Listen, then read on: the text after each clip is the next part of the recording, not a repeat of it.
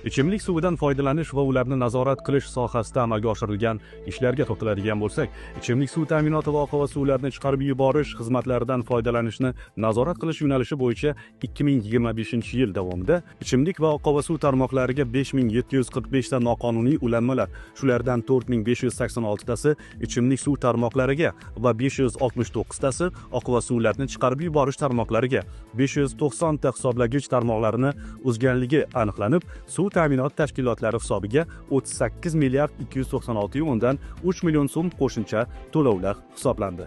Ichimlik va oqova suv xizmatlaridan foydalanish bo'yicha 5859 ta byudjet tashkilotlarida o'tkazilgan o'rganishlarda 935 turdagi kamchiliklar aniqlandi.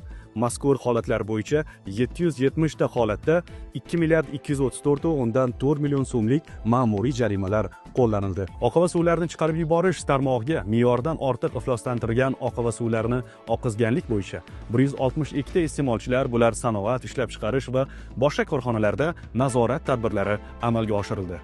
O'rganishlar natijasida mazkur 154 ta korxonalar tomonidan oqova suvlarni chiqarib yuborish tarmog'iga me'yordan ortiq ifloslantirilgan oqova suvlarni oqizib yuborish holatlari aniqlandi.